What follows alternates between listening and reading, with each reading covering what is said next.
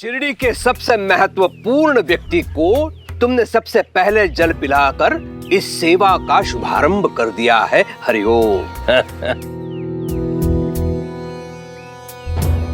वैसे मेरी भी योजना थी कि जगह जगह पर मैं पियाऊं बनाऊं, लेकिन ठीक है, ये कार्य कोई और कर रहा है तो इसमें मुझे कोई आपत्ति नहीं है।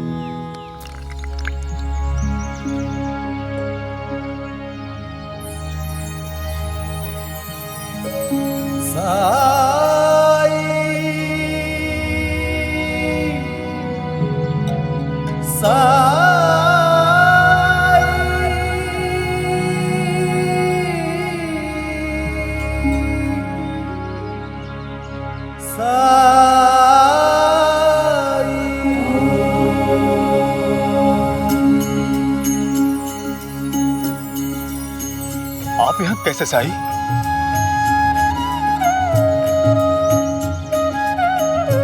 अपना पानी लेने।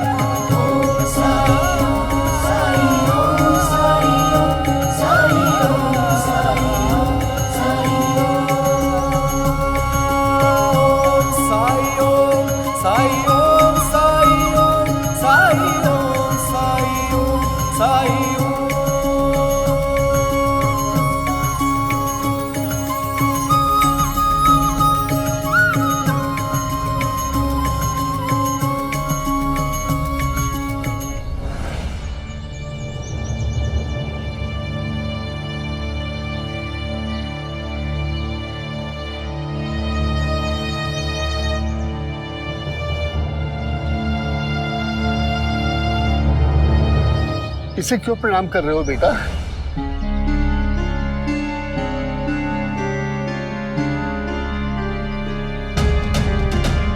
साई, साई कहाँ गए? साई, साई यहाँ कहाँ है? यहाँ तो हम केवल तीनों ही हैं ना बेटा?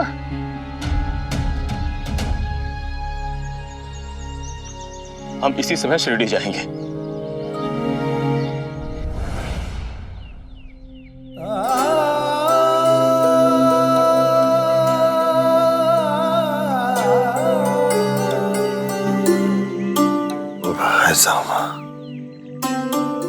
मुझे पानी पिला दो।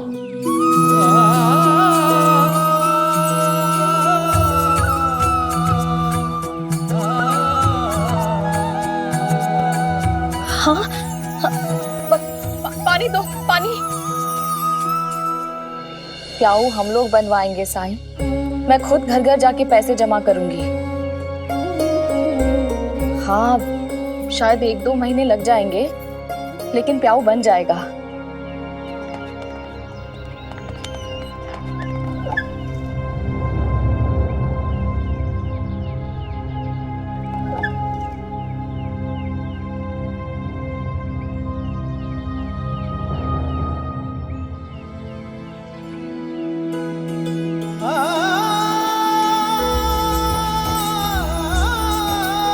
मुझे क्षमा कर दीजिए साई।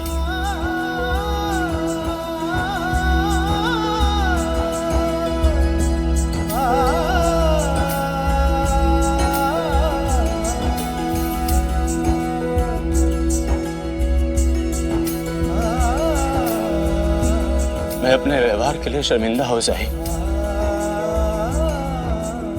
किताबें पढ़कर आपसे विद्वान हो सकता है, लेकिन ज्ञान उसे अपने जीवन में अनुभवों से ही मिलता है, और वो भी तब जब आप जैसे मार्गदर्शक की कृपा हो। मुझे क्षमा कर दीजिए साईं। मैं जितनी जल्दी हो सके प्याऊ का निर्माण कार्य शुरू करूंगा। मैं खुद के वेतन से प्याऊ बनवाऊंगा, मानवता के कल्याण के लिए। जरूरतमंद की सहायता के लिए यह मेरा पहला कदम होगा साईं। साईं, अपने व्यवहार के लिए शर्मिंदा है, मेरे पुत्र को आशीर्वाद दीजिए। बाबा साहेब, वमन को मेरे नहीं, आपके आशीर्वाद की जरूरत है। अपने बेटे के सबसे अच्छे मार्गदर्शक आप ही हो सकते हैं।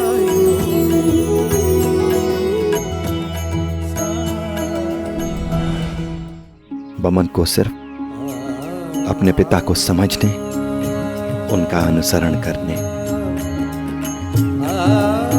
उनके नक्शे कदम पर चलने की जरूरत है, बस।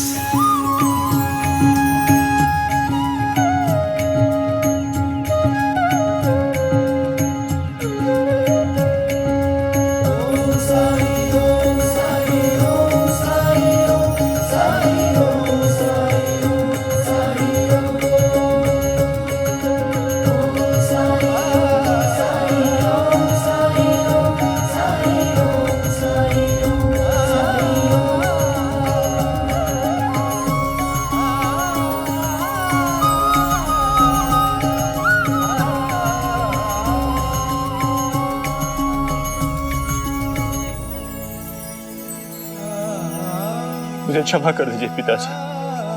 मैं हमेशा आपके दान पुण्य को, परोपकार को आपकी अच्छाई और भोलापन समझता रहा। मैं सोचता था कि लोग आपको मूर्ख बनाकर पैसा ऐंठते हैं। मुझे माफ कर दीजिए पिताजी, माफ कर दीजिए। बेटे, आज तक तुम केवल मेरे पुत्र थे, पर इस क्षण से तुम मेरे सच्चे उत्तराधिकारी बन चुके हो। मुझे तुम्हारी हर बात पर गर्व है। शिक्षा और सफलता के साथ तुमने विनम्रता, दया और मानवता को भी समझ लिया है बेटे।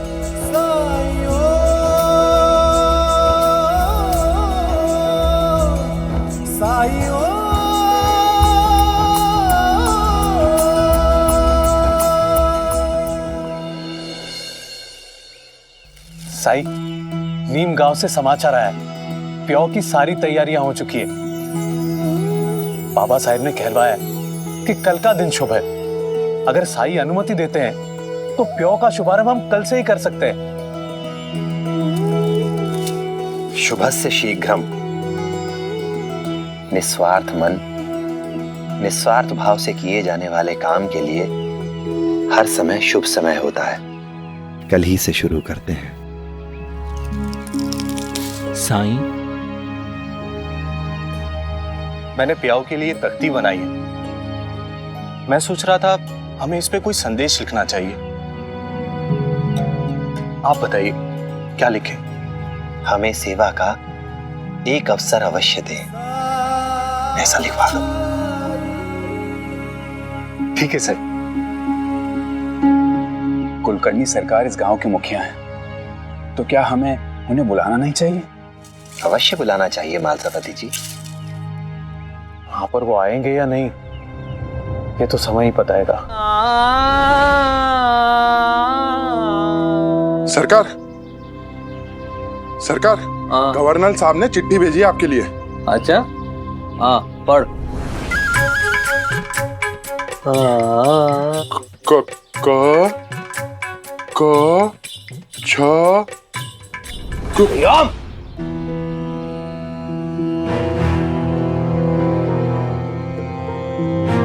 कुछ दिन पहले एक अंग्रेज अधिकारी के काफिले पर हमला हुआ। सैनिकों को बंधक बनाकर गांव वालों ने घोड़ा गाड़ी पर रखे पानी को छीन लिया। हालांकि घटना शिरडी गांव के बाहर घटी, लेकिन लूटपाट करने वाले लोग शिरडी के तरफ जा रहे थे। भविष्य में सरकारी अधिकारियों के साथ ऐसी घटना ना हो, ये सुनिश्चित करने की जिम्मेदारी आपको दी जा रही है। अगर असफल रहे तो दोनों गांवों को खो देंगे आप।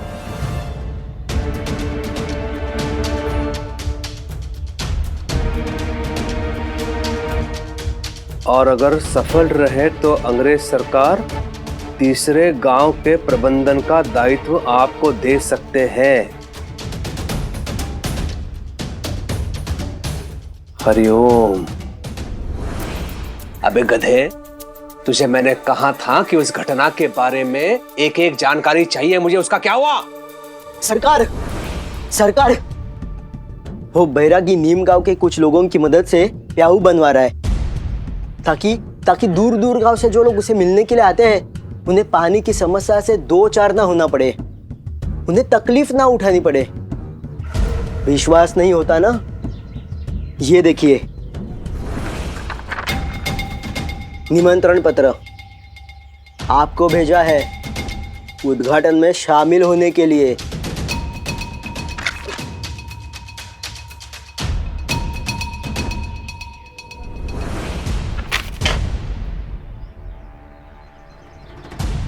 देखा सरकार, कितना दिखावा कर रहा है साईं।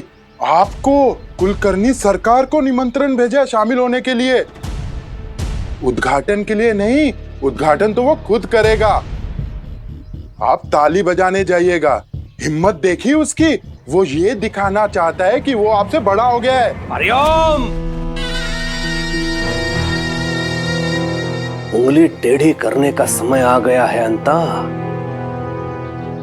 हो न हो, अंग्रेज सरकार के गाड़ी पर हमला करने वाले, पानी छीनने वाले लोग साईं के ही लोग थे और उससे मिलने शिरडी आ रहे थे वो।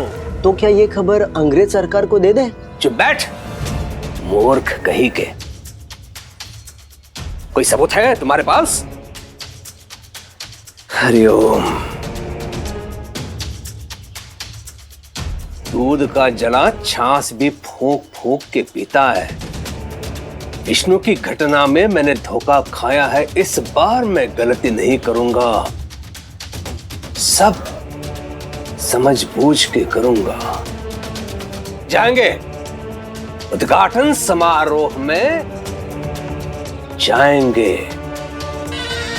हरिओम।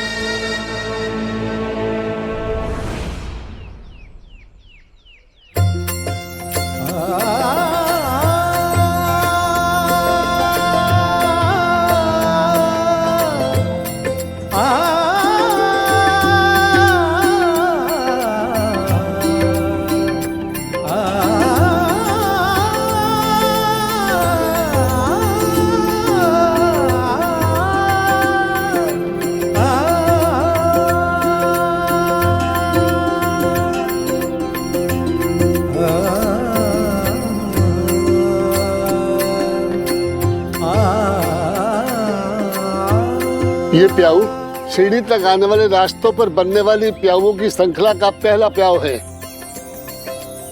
आगे और भी स्थापित होंगे और इस प्याऊ पर जो पानी उपयोग में लाया जाएगा वो नीम गांव का पानी होगा।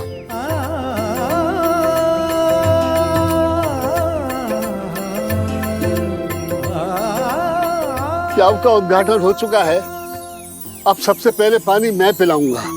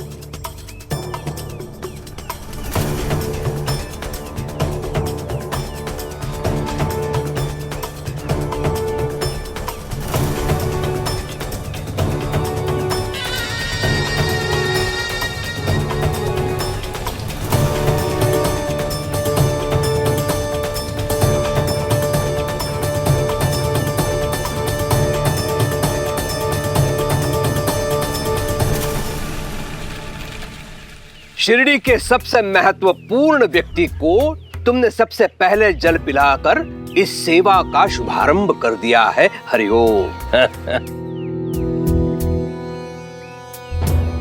वैसे मेरी भी योजना थी कि जगह जगह पर मैं प्याऊ बनाऊं, लेकिन ठीक है, ये कार्य कोई और कर रहा है तो इसमें मुझे कोई आपत्ति नहीं है।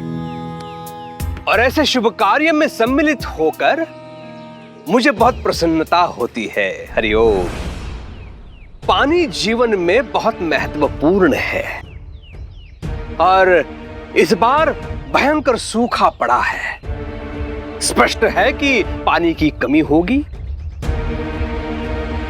है ना साईं? हाँ, लेकिन तुम तो लोगों को सबूरी सिखाते हो,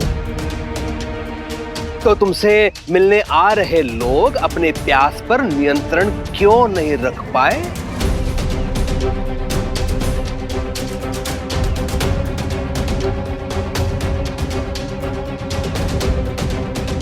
हाँ? हिंसक क्यों बन गए? सरकारी वाहन पर उन्होंने हमला क्यों किया? अंग्रेज सरकार के घोड़ा गाड़ी से पानी छीन लिया क्यों? सैनिकों को बंदी बना लिया गया क्यों?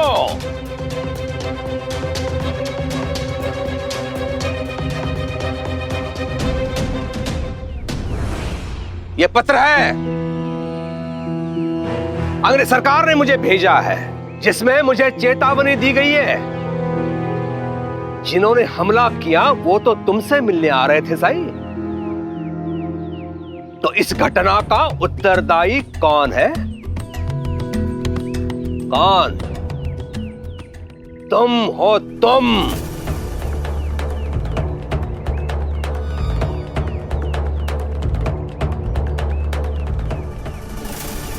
हिंसा किसी भी कारण से हो दुर्भाग्यपूर्ण ही है, लेकिन अगर किसी को अपनी प्यास बुझाने के लिए पानी भी ना मिल सके तो इससे ज्यादा दुर्भाग्यपूर्ण और क्या हो सकता है।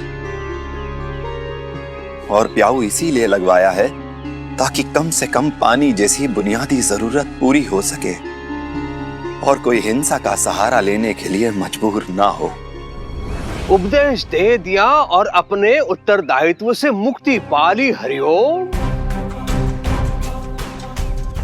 ऐसे सरल मार्गों का उपयोग तुम कर सकते हो साईं, मैं नहीं। मैं मुखिया हूं, शिरडी का संरक्षक हूं। यहां नियम और व्यवस्था का दायित्व मुझ पर है और मुझे कोई संदेह नहीं है कि शिरडी में अराजकता फैल चुकी है। इसलिए अंग्रेज सरकार द्वारा दिए गए अधिकारों का उपयोग करते हुए मैं इसी समय शिरडी में जमाबंदी घोषित करता हूं।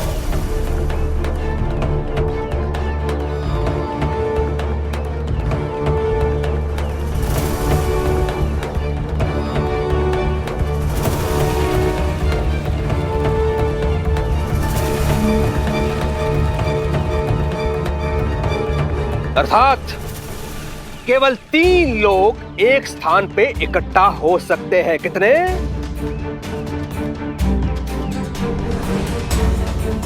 केवल 3 लोग, इससे अधिक नहीं, किसी भी परिस्थिति में। और किसी ने भी जमाबंदी का उल्लंघन करने का प्रयास किया तो उसे तुरंत बंदी बना दिया जाएगा, तुरंत।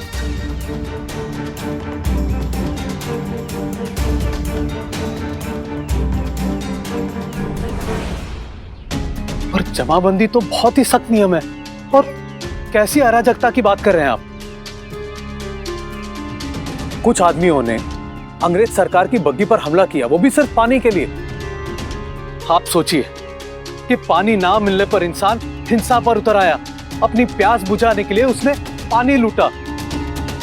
अब आप ही बताइए कि इसमें असफलता किसकी है? उन लोगों की, साई की या प्रशासन की, जिसने लोगों की बुनियादी जरूरतें भी नहीं पूरी की?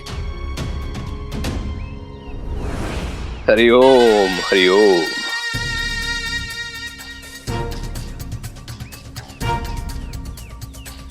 परिस्थिति जैसी भी हो अप्पा जी, प्रशासनिक अधिकारी का सम्मान करना चाहिए। हरिओम। तर्क कुतर्क से नियमों की अनदेखी नहीं की जा सकती। नियम तो नियम है। मैं ये सुनिश्चित करूंगा कि सभी जमाबंदी के नियमों का पालन करें। जमाबंदी का अर्थ समझते हैं आप? आपके खंडहर में भीड़ इकट्ठा नहीं होगी, केवल 3 लोग, तुम्हें मिलाकर 3 लोग। हरिओम। लेकिन कुलकर्णी सरकार, जमाबंदी के इस नियम के कारण तो इन लोगों का कारोबार ठप हो जाएगा। किसान खेतों में काम भी कैसे कर पाएंगे? आपको जमाबंदी करनी है तो अवश्य कीजिए, लेकिन कृपा करके संख्या 3 से ज्यादा कर दीजिए। मालसापति जी, नियम तो नियम है। और जहां तक बात है खेतों में काम करने वाले किसानों की, तो 3-3 किसान बारी बारी जाकर खेतों में काम करेंगे। उसमें क्या है? जहां जा वहां राम। हरिओम। और औरतें एक साथ मिल बैठकर जो एक दूसरे की समस्याओं को सुलझाती हैं, उनका क्या?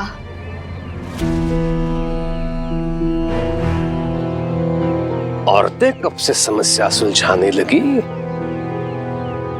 वो तो स्वयं एक समस्या होती है।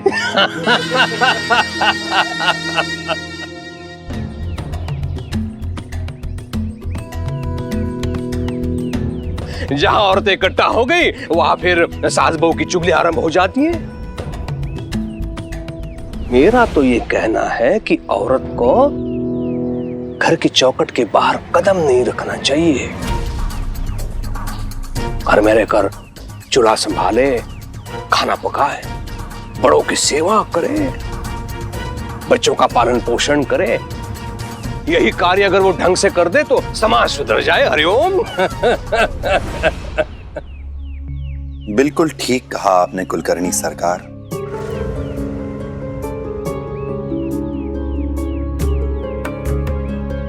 स्त्री के जिन गुणों का बखान आप अभी कर रहे थे, वो सच में मानव जीवन का सबसे महत्वपूर्ण अंग है। बच्चों का पालन पोषण मतलब हमारे भविष्य का संरक्षण। घर का प्रबंधन मतलब हमारे वर्तमान की देखभाल। अवसर मिला नहीं, प्रवचन शुरू हो जाता है तुम्हारा। हरिओम।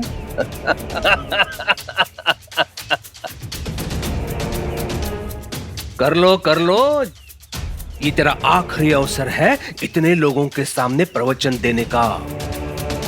इसके उपरांत केवल 2 लोग आएंगे तुम्हारे पास। कितने? 2 लोग। बोलो बोलो, जितना चाहे बोलो। और सुनो, कोई भी इस नियम की गंभीरता को समझने में भूल ना करे। हरिओम।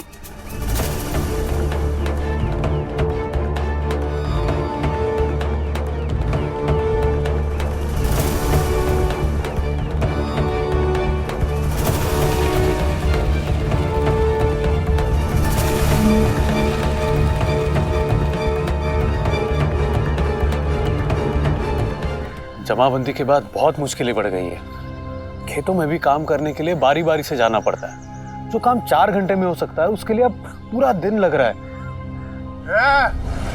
क्या कर रहे हो तुम लोग एक साथ जमा होकर?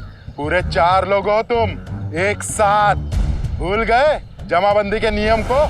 आसपास एक ही तो घना पेड़ है जिसके नीचे बैठ के हम आराम कर सकते हैं। आराम करने की और बैठने की जरूरत क्या है? काम करने आते हो ना तुम लोग, तो काम करो और अपने अपने घर चले जाओ। सरकार की बात तो याद है ना? नियम नियम है सबके लिए। नियम की आड़ में जुल्म कर रहे हैं तुम लोग। जाता है या ढांव जुल्म तुझ पे? इनसे बात करके कोई मतलब नहीं है। चलिए।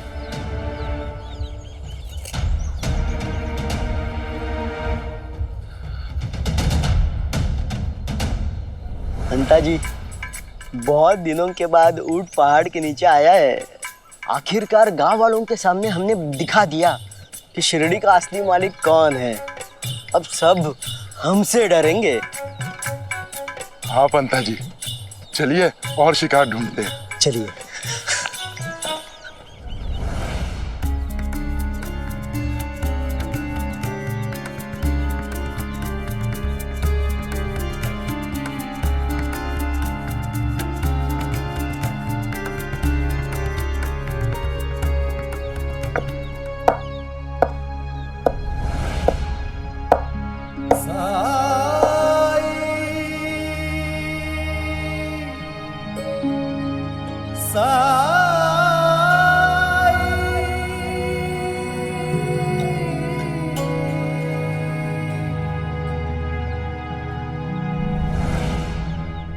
साई, मेरे बेटे की तबीयत बहुत खराब है। उसको बार बार पेट में दर्द होता है। इसके लिए कोई दवा दीजिए ना सर।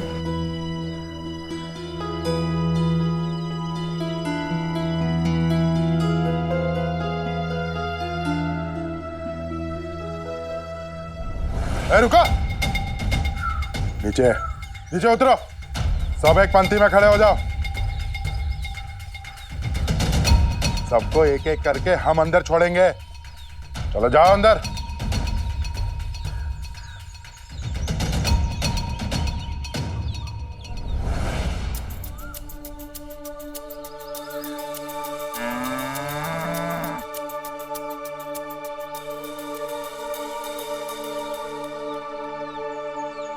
चढ़ावा इधर चढ़ाओगे तो सबसे पहले दर्शन पाओगे।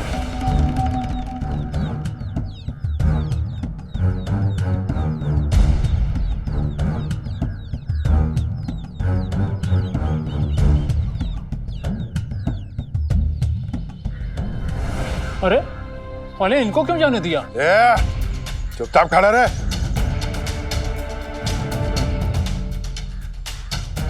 पंता जी, ये काम तो बहुत फायदे का है।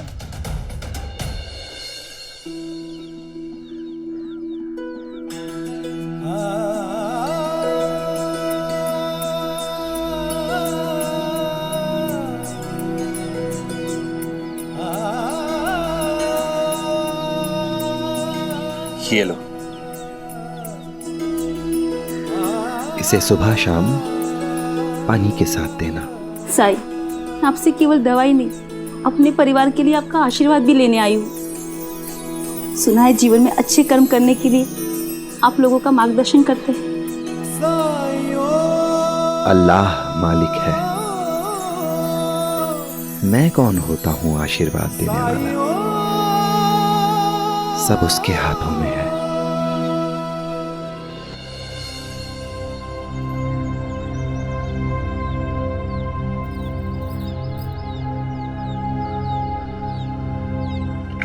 इतने सब लोग यहाँ क्या कर रहे हैं? हम अपने घर में हैं। इसमें क्या समस्या है तुम लोगों को? घर हो या बाहर, नियम सब जगह लागू होता है। ऐसे नियम का पालन करना संभव नहीं है। ठीक है, अगर सबने कारावास जाने का मन बना ही लिया है तो कुलकर्णी सरकार को खबर दे ही देते हैं। तब पता चलेगा संभव क्या है और असंभव क्या है। रहने दीजिए भाई साहब का, हम घर चले जाते हैं।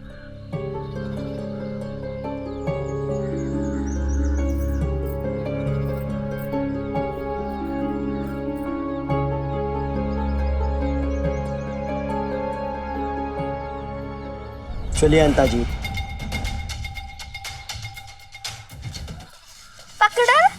पकड़ लिया। हट।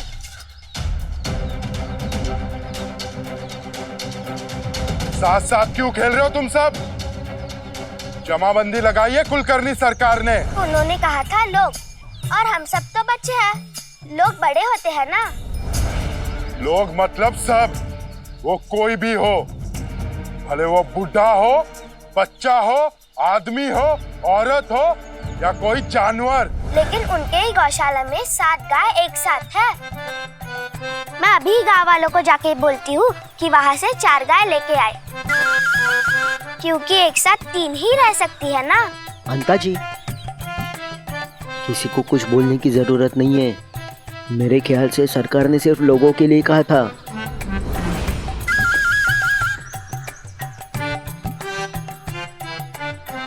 चलिए अंता जी। चलो खेलते हैं। हाँ चलो चलो। जमाबंदी के कारण मेरा बड़ा बेटा गांव के बाद धूप में खड़ा है। कुलकर्णी सरकार के सेवकों ने हमें एक साथ आने ही नहीं दिया। गांव के बाहर उन्होंने रस्सी लगा दी है। वो लोग सबके साथ बहुत ही सख्ती कर रहे हैं। साई, मेरा बेटा आपसे मिलने आएगा, अकेले या किसी के साथ।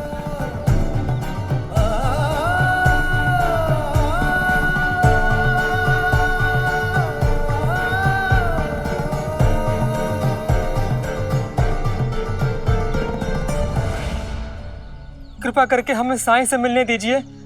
हम लोग बड़ी दूर से आए हैं। तो इसमें मेरी गलती है क्या? गलती तो उसी साई की है। उसी की वजह से जमाबंदी लगी है। और तुम लोग यहाँ आते क्यों हो? वो तो द्वारका माई में टांग पे टांग चढ़ा के ठाठ से बैठा होगा। तुम लोग तो भूखे प्यासे धूप में बिलबिलाते हुए खड़े हो। उसे चिंता भी है तुम्हारी? नहीं ना? वो कर क्या रहा है तुम्हारे लिए? कुछ नहीं ना? तो जाओ, वापस जाओ, चले जाओ अपने अपने घर। कुछ देर में रात हो जाएगी और हमें अपने घर भी जाना है। रात हो जाएगी तो हम अपने घर कैसे जा पाएंगे? रास्ते में जंगल भी पड़ता है और उस पर से आज अमावस भी है। जल्दी है तो जो भेंट साई के लिए लाए हो वो यहीं चढ़ा दो। नहीं नहीं, देर होगी, हम सहन कर लेंगे, लेकिन भक्ति में मिलावट नहीं करेंगे। क्योंकि साईं कहते हैं श्रद्धा सबूरी। साई कहता है श्रद्धा सबूरी। तो भक्ति में दिन और रात यहीं खड़े रहो। भलाई का तो जमाना ही नहीं रहा अंता जी। जी पंता जी।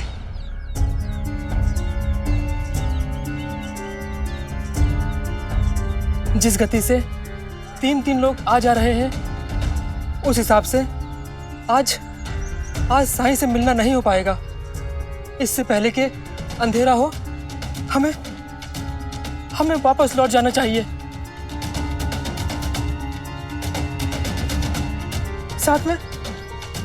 साथ में बच्चे भी हैं। नहीं, हम रास्ते का जोखिम मोल नहीं लेंगे।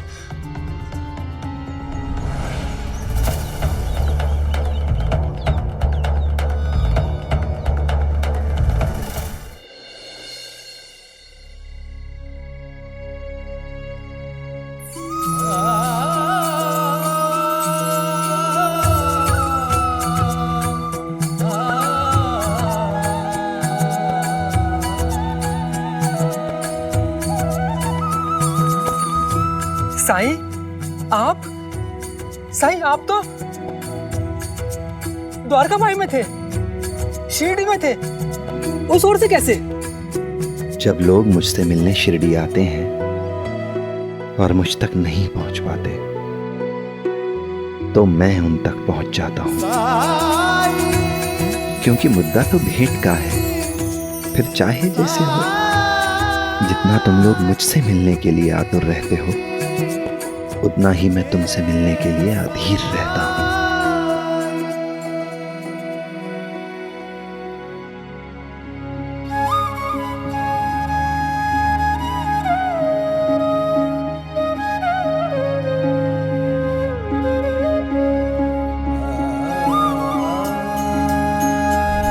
जमाबंदी के कारण मेरा बड़ा बेटा गांव के बाहर धूप में खड़ा है।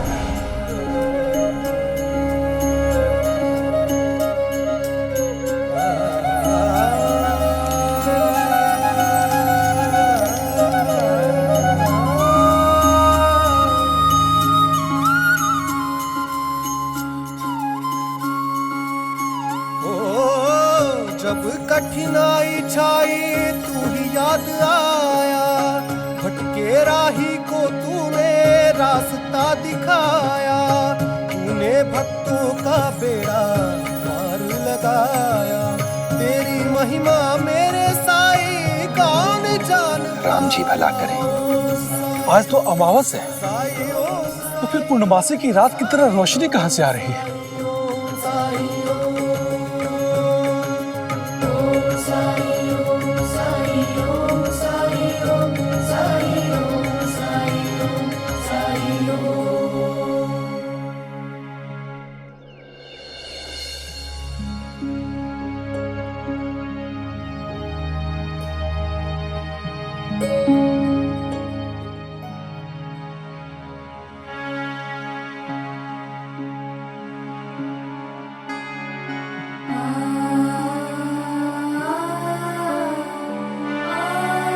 क्या हुआ अभी नहीं बता सकते।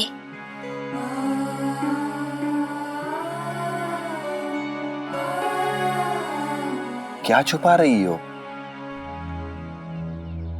कुछ नहीं साई। आज उपले नहीं लिए किसी ने?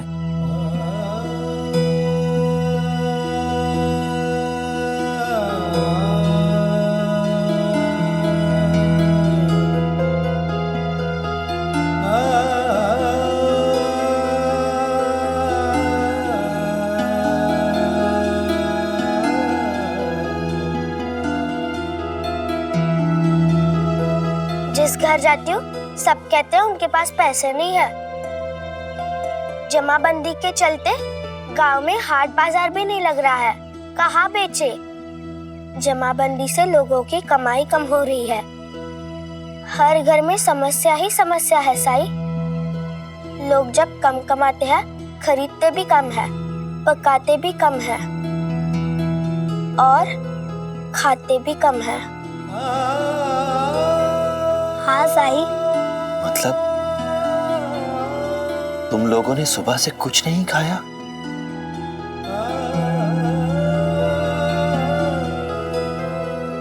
नहीं साई, पैसे नहीं है, इसीलिए एक ही बार का खाना बन रहा है हमारे घरों में।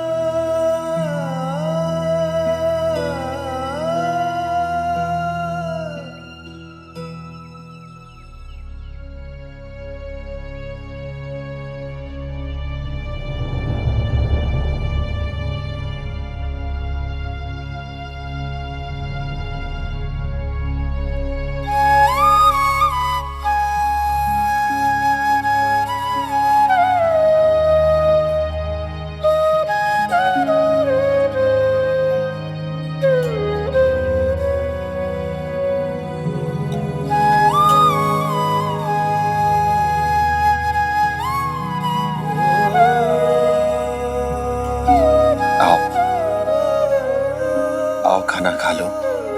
नहीं साई, हम घर जाकर खाएंगे। ये तुम्हारे लिए है, अगर हमने इसे खा लिया तो तुम भूखे रह जाओगे। हाँ साई, आप खा लीजिए। आओ यहाँ आओ।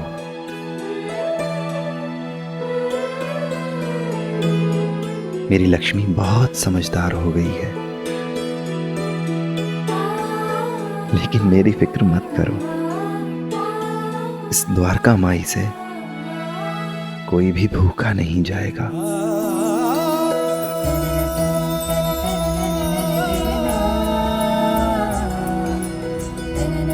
ये लो।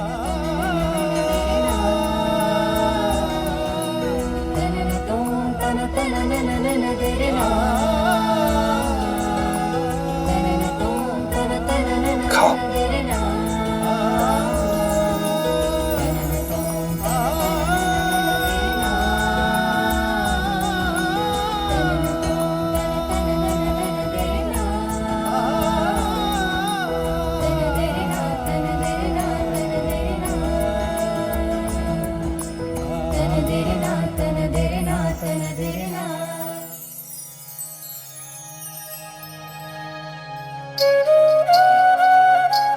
साईं इतना दीजिए,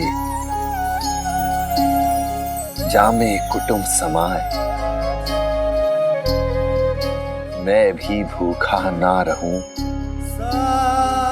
साधु न भूखा जाए। तुम्हारी बात कभी कभी मेरी समझ में नहीं आती है साई, लेकिन इतना तो समझ आ गया है कि पूरा गांव परेशान है और मैं भी परेशान हूँ। तुम बस मुझे ये बताओ कि ये जमाबंदी कब खत्म होगी? बहुत जल्द। बस उम्मीद मत हारना। ईश्वर संकेत देगा तुम्हें, संकेत कि अब सब ठीक होने वाला है।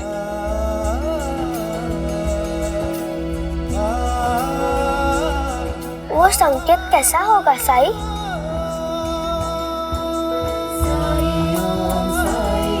जैसा पहले तुमने कभी नहीं देखा होगा। वो अचानक तुम्हारे सामने आ जाएगा और खुशी से नाचने लगेगा।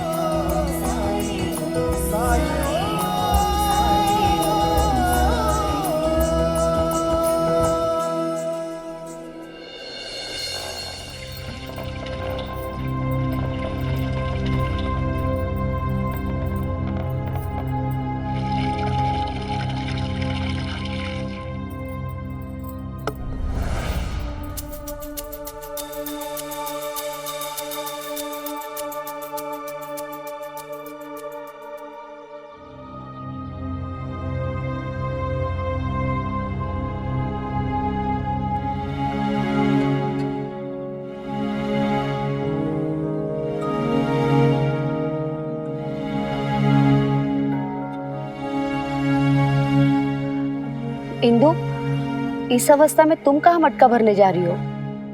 मुझे दे दो, मैं तुम्हारे लिए पानी लेकर आ जाऊंगी। शुक्रिया कावेरी ताई। ठीक है, चलती हूँ मैं। चलो मैं चलती हूँ। चलिए।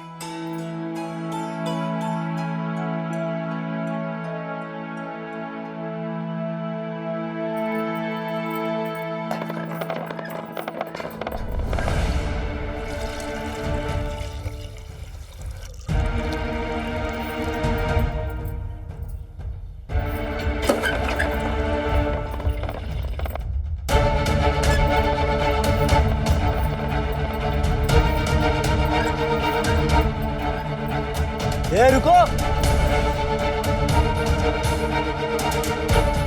ये क्या कर रही हो तुम? मूर्ख बना रही हो हमें। जमाबंदी इंसानों पे है, मटकों पे नहीं। और ये मटका इंदु का है और वो गर्भवती है। और कब तक वो अपनी बारी आने के इंतजार में खड़ी रहेगी? झूठ मत बोलो हमसे, समझी ना? तो जाओ पूछ लो इंदु से। हम क्यों जाए किसी को पूछने? तुम नियम तोड़ रही हो, बस यही सबूत पर्याप्त है हमें।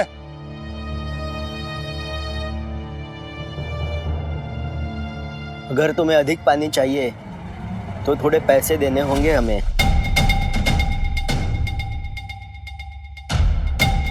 नियम का बहाना बनाकर तुम लोग नाजायज फायदा उठाने की कोशिश कर रहे हो। क्या बता दोगी? हाँ, एक तो नियम तुम तोड़ रही हो, ऊपर से इल्जाम भी हम पे लगा रही हो। एक तो चोरी, ऊपर से सीना चोरी। हाँ?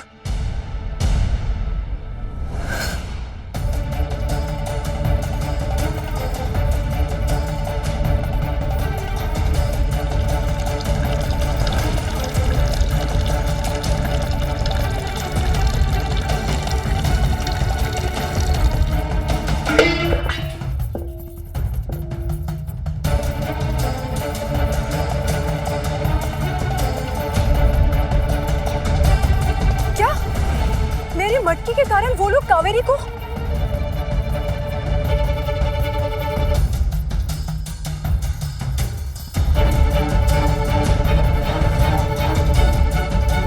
छोड़ दो इसे, ये इंदु का है, छोड़ दो।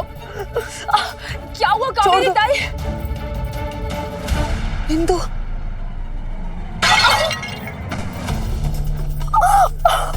क्या हुआ? ये क्या हो गया?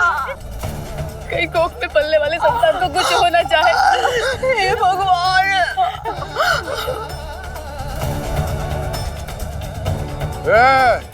तीन औरतों से अधिक नहीं। नियम टूटा तो जान लेना। पागल हो गए क्या तुम लोग? वो बेचारी दर्द से तड़प रही है, उसकी सहायता करने के बजाय तुम्हें नियमों की पड़ी है। किसी को भी किसी भी हालात में जमाबंदी के नियम को तोड़ने की इजाजत नहीं है। हम अभी लठेतों को लेकर आते हैं, फिर देखना।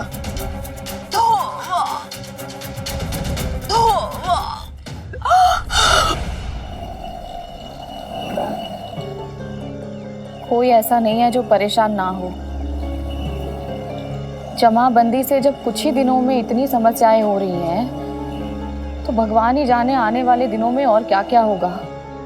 अब तुम ही कुछ बताओ साईं।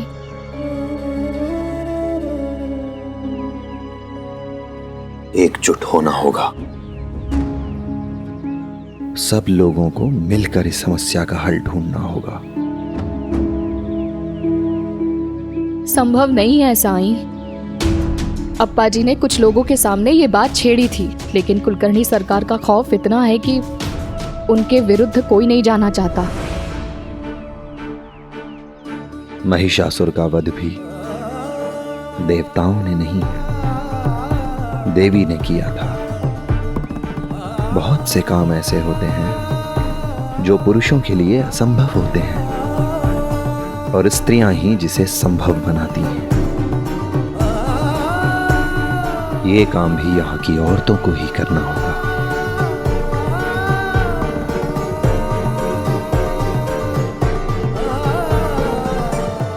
लेकिन कैसे साईं?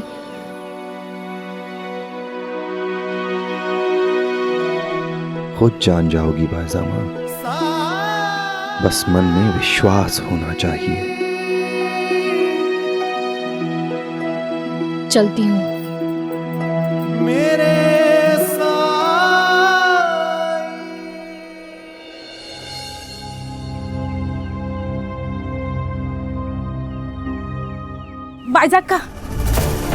बाइजा का क्या हुआ? जल्दी चलिए, हिंदू गिर गई है कुएं के पास और उसे बहुत दर्द हो रहा है। जल्दी चलिए। हिंदू, दाई को बुलाया कि नहीं तुम लोगों ने? कैसे जाए बाईजा का? कुलकर्णी सरकार के आदमी, हमारी हिम्मत ही नहीं हुई। क्या मतलब हिम्मत नहीं हुई? यहाँ ये दर्द से बिलख रही है और तुम लोग बस कब से ऐसे खड़ी हो? औरत होकर भी औरत का दर्द नहीं समझ रही हो क्या? जाओ जल्दी से दाई को बुला कर लाओ। अब भी जाते हैं। किसे बुलाने जा रही हो? बहुत होगी तुम लोग की मनमानी। एक भी औरत यहाँ नहीं आएगी। इसे दाई की जरूरत है। कहा ना, कोई नहीं, मतलब कोई नहीं। और आप भी जाइए यहाँ से। सरकार का आदेश जानते हैं ना? चलो चलो, हटो यहाँ से।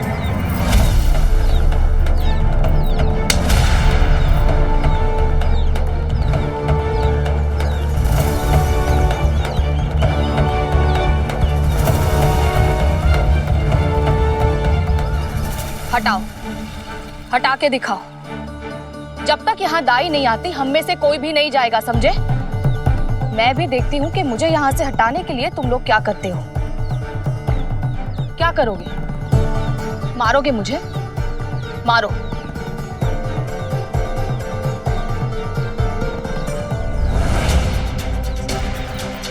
अहिल्या ताई, आप जल्दी से दाई को बुला कर लाइए। अभी आती हूँ। कुछ नहीं होगा तुम्हें इंदु, कुछ नहीं होगा।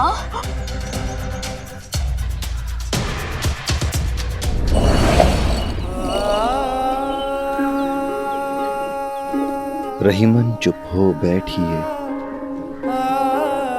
देख दिनन के फेर, जब नीके दिन आई हैं, बनत न लगी हैं देर। जब बुरा समय चल रहा हो तो हमें अपने मन को शांत रखना चाहिए, क्योंकि जब अच्छा समय आता है तो परिस्थितियां बदलने में देर नहीं लगती है।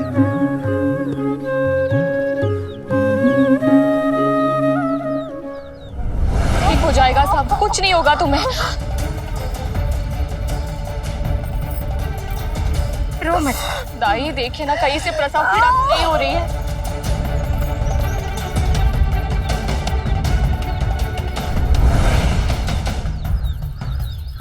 बाइजा, गिरने की वजह से बच्चा घूम गया है। इसे फौरन इलाज की आवश्यकता है। तो आप कुछ कीजिए ना। भाईजान, हालत बहुत नाजुक है। इस हालत में मैं कुछ नहीं कर सकती। सुना है अंग्रेज अस्पताल के चिकित्सक सब जानते हैं, वो ही इसके लिए कुछ इलाज करेंगे। तो फिर ठीक है, हम इंदु को अस्पताल ले जाएंगे। लेकिन इन्हें बहुत संभाल कर लेके जाना होगा। 4 लोग उठा कर लेके जाएंगे तो बेहतर है। तुम चिंता मत करो, मैं अभी 3 लोगों को लेकर के आता हूँ। क्या कह रहे हो तुम? हम किसी को भी नियम तोड़ने की अनुमति नहीं दे सकते, समझे ना? और नियम कहता है केवल 3 लोग, केवल 3, जिसका मतलब है तू, तेरी पत्नी और किसी एक को ही तुम ले जा सकते हो साथ में। बायजा का औरत पे हाथ नहीं उठाया मैंने, ठीक है ना? लेकिन किसी भी मर्द को मारने के लिए मुझे कोई नहीं रोक सकता। बस एक बार नियम तोड़ के तो दिखाए। इस समय नियम को भूल जाओ। देखो रो रो करके क्या हालत हो गई है।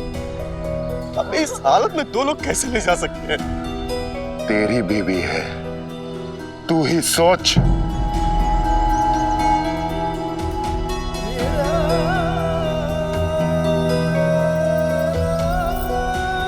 इंदु हिम्मत रखो, मैं गांव में से बैलगाड़ी कहीं से भी लेकर के आता हूं।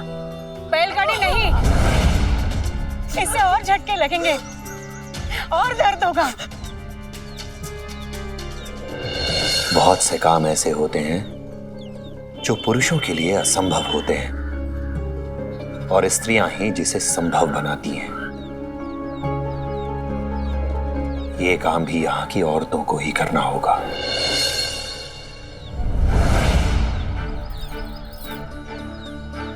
कावेरी, वो खटिया लेकर आओ। हाँ। इंदु।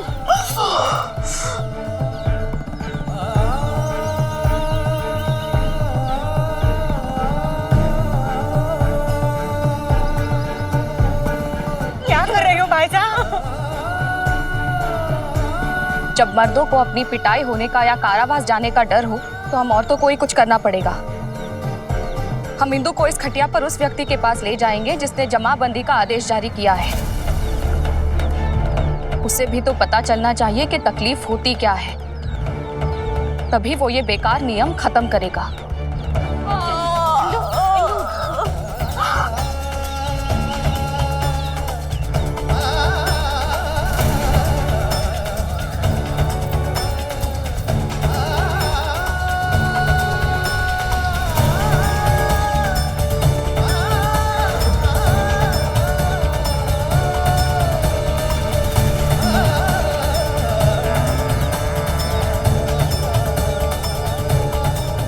मत रखो इंदु, कुछ नहीं होगा तुम्हें। हाँ,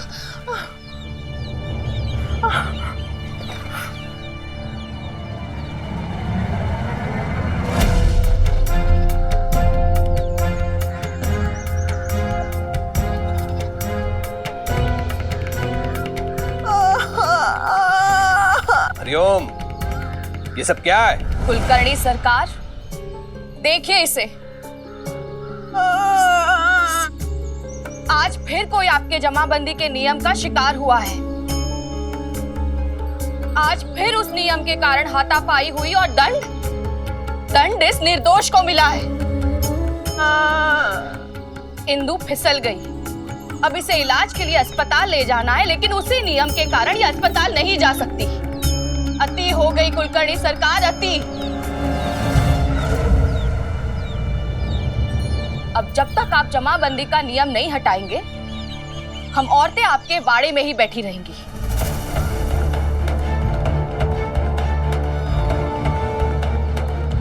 कुलकर्णी सरकार को धमकी दे रही हैं आप? हरिओम, आपको जो समझना है समझिए कुलकर्णी सरकार। अरे मुखिया हैं आप इस गांव के, मतलब परिवार के सबसे बड़े, यहाँ के लोगों की रक्षा के लिए उत्तरदायी। अगर मर्दों में आपका विरोध करने का साहस नहीं है तो ना सही,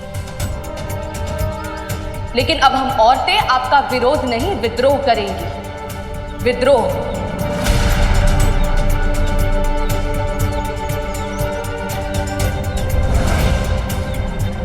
विद्रोह? कुलकर्णी सरकार के विरुद्ध विद्रोह? ठीक है, आप जो करना चाहती है वो करने के लिए आप स्वतंत्र है। मैं भी देखना चाहता हूं मुट्ठी भर औरतें क्या बिगाड़ लेती है मेरा।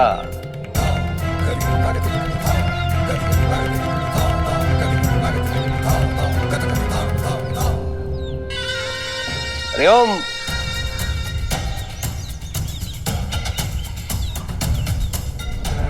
सरकार, एक भी ना सुनिएगा उनकी। बायजा आका की जुबान ही नहीं, हाथ भी बहुत चलने लग गए हैं। उसका इतना साहस? गलती उसकी नहीं है, गलती अप्पा पाटिल की है। उसने सर पे बिठा के रखा है उसे। नियंत्रण नहीं है अपनी पत्नी पर उसका, लेकिन मैं जानता हूं कैसे नियंत्रण रखा जाता है। ज्यादा चू चपड़ की ना उसने तो कारावास में डलवा दूंगा उसे। फिर पता चलेगा कुलकर्णी सरकार से उलझना क्या होता है। दरवाजा बंद करो।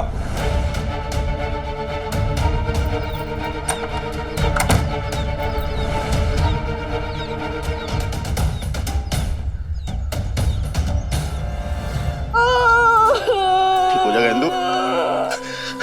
साईं, तुमने कहा था कि औरतें असंभव को संभव कर सकती हैं। हिंदू की मदद करने का रास्ता दिखाओ साईं, रास्ता दिखाओ।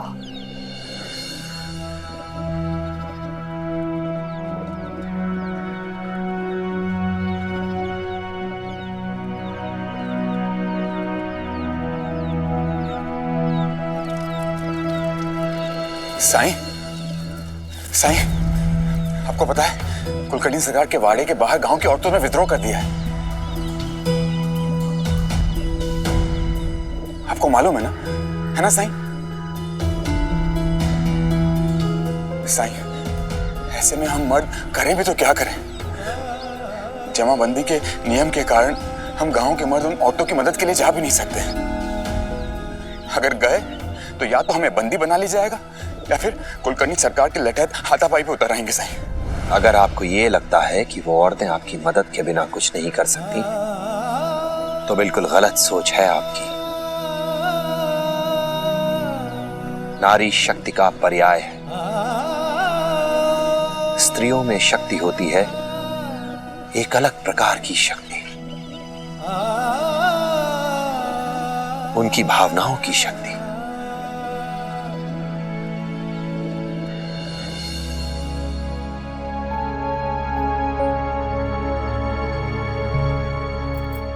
अहो, चुप। एक शब्द भी मैं सुनना नहीं चाहता हूं उन स्त्रियों के पक्ष में। भाई साहब का उसकी चौखट पे पैर मत रखना भविष्य में, समझी?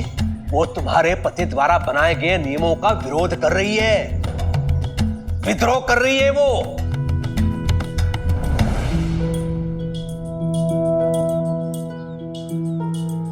जाने क्या समझती है स्वयं को। मैं ना बायजा अक्का के बारे में और ना ही उनके साथ आए हुए स्त्री के पक्ष में कुछ कहना चाहती हूँ। बस आप मेरी एक बात सुन लीजिए। हाँ, कहो। आपके बाड़े के सामने एक गर्भवती स्त्री दर्द से तड़प रही है। अगर उसे समय पे इलाज ना मिला तो हो सकता है कि वो या उसके कोख पे पल रहा बच्चा ना बचे।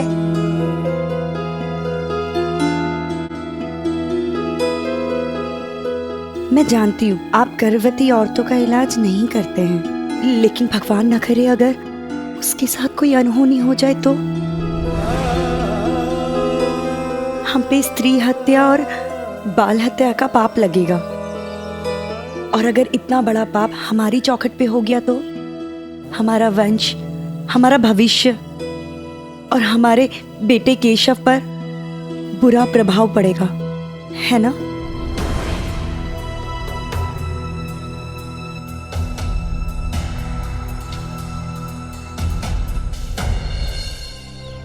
सुबह से वो संकेत ढूंढने की कोशिश कर रही हूँ जिसके बारे में साई ने कहा था, लेकिन कोई उम्मीद नजर नहीं आ रही है। जिब्री, वो देख।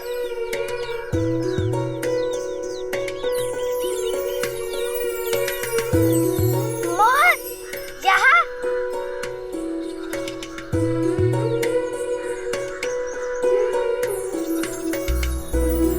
मैंने अपने जीवन में आज तक अपनी बस्ती में मोर नहीं देखा।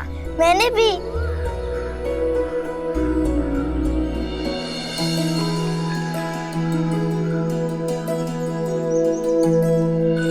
ईश्वर संकेत देगा तुम्हें। वो संकेत कैसा होगा साई? जैसा पहले तुमने कभी नहीं देखा होगा। वो अचानक तुम्हारे सामने आ जाएगा और खुशी से नाचने लगेगा। साई, आपने जो कहा था वो सच हो रहा है। क्या बोल रही है तू? मुझे कुछ समझ नहीं आ रहा है। नहीं समझी? द्वारका माई में साई ने संकेत के बारे में बताया था ना, ऐसा संकेत जैसा हमने पहले कभी नहीं देखा हो। वो अचानक से हमारे सामने आकर खुशी से नाचने लगेगा। वो देखो, मोर नाच रहा है ना खुशी से। साई ने सच कहा था, उम्मीद नहीं हारनी चाहिए।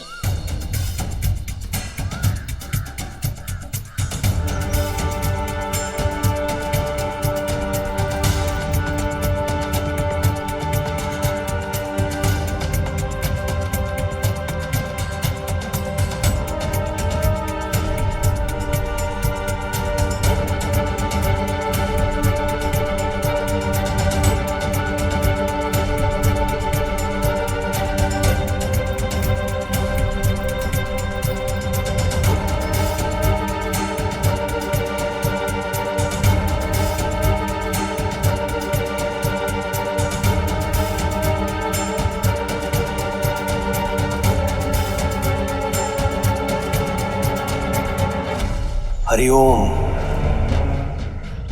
दाव उल्टा पड़ गया। यदि इतनी बड़ी अनहोनी हो जाए तो इसकी सूचना अंग्रेज अधिकारियों तक जरूर पहुंचेगी। जमाबंदी का निर्णय मेरा निजी निर्णय था।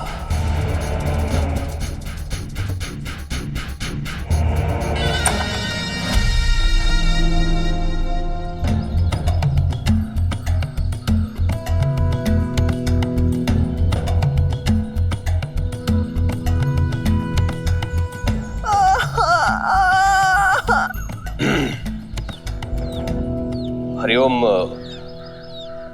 वैद होने के नाते इंदु को देखने आया हूं मैं।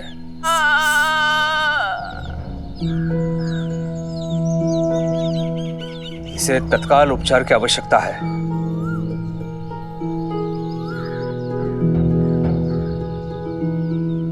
इसे चिकित्सालय ले जाने के लिए मैं जमाबंदी को हटा रहा हूं।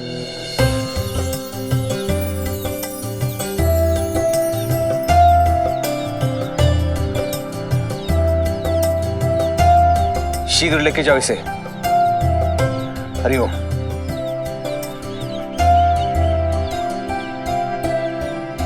धन्यवाद सरकार। आप वैद, मेरी पत्नी ठीक हो जाएगी ना सरकार? बताइए ना सरकार। अस्पताल यहां से बहुत दूर है, वो वहां समय पर पहुंच पाएगी ना? हाँ, कुछ नहीं होगा इसे। हरिओम।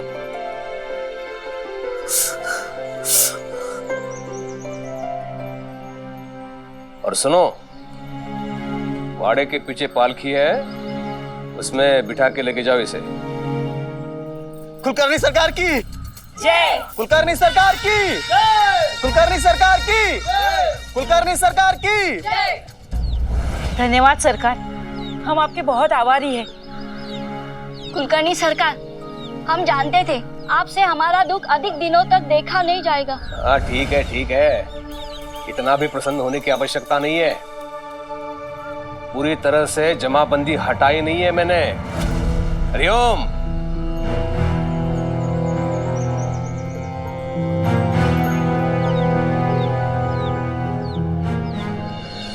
सुनो, कुलकर्णी सरकार ने इंदु को अस्पताल ले जाने के लिए जमाबंदी खत्म कर दी है। देखा साई, इसे कहते हैं सत्ता की शक्ति, जो तुम्हें कभी मिलेगी नहीं। अभी मैं यदि ये जमाबंदी पूर्ण रूप से स्थगित कर देता हूं तो इन सारे लोगों की आंखों में मैं देवता बन जाऊंगा, देवता। हरिओम।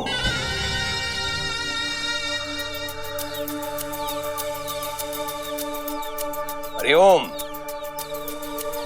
उपहास कर रहा था मैं। उपहास भी नहीं समझते हो तुम लोग?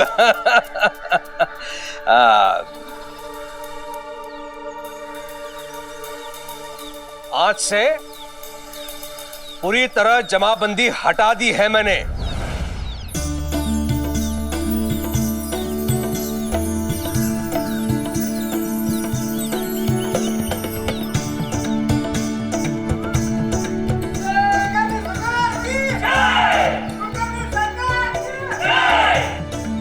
सच कहा था तुमने साईं, औरतें चाहें तो कुछ भी संभव है।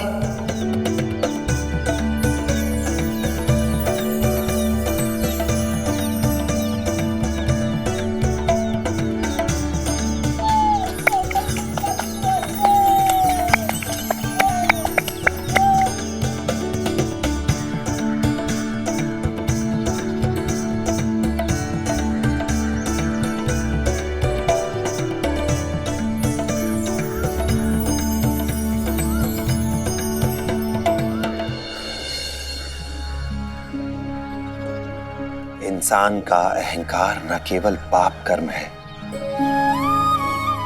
बल्कि उसकी कमजोरी भी है। अपने अहम की रक्षा के लिए वो कुछ भी कर सकता है, कुछ भी।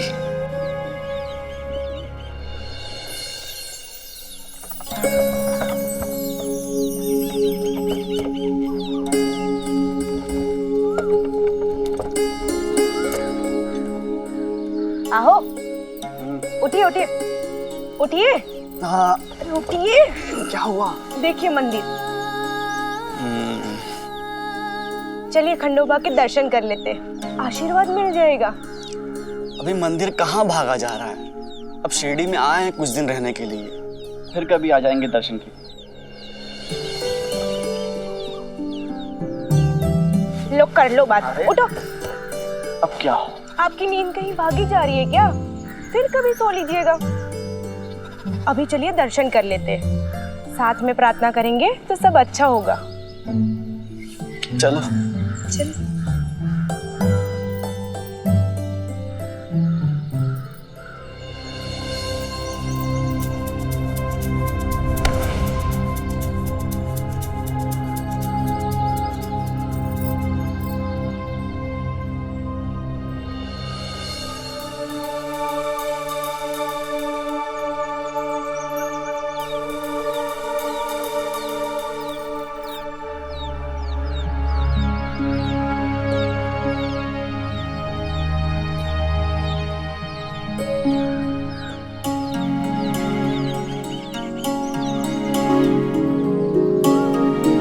ऐसे ही कुछ नहीं मांगते, कुछ चढ़ावा दीजिए।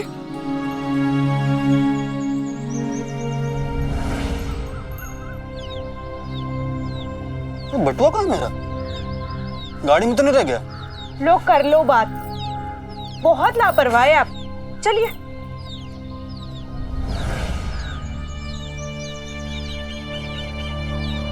हमारा बटुआ चुराने की कोशिश कर रहे थे।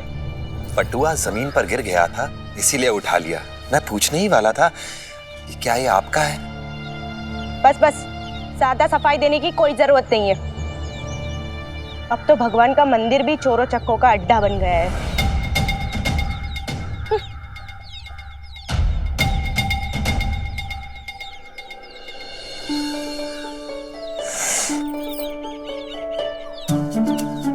लो कर लो बात, हो गया काम। या तो खाएंगे या तो सोएंगे। अरे चलिए जी। आ रहा हूँ। ठीक है भाई, चलो।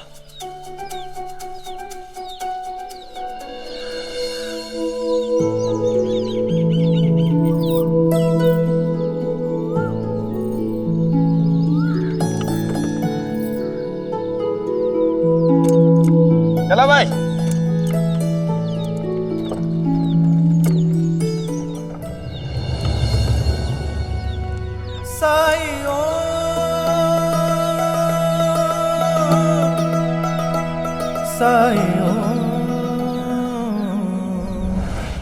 ऐसे और भी मज़ेदार वीडियो के लिए हमारे चैनल को लाइक, शेयर और सब्सक्राइब करें।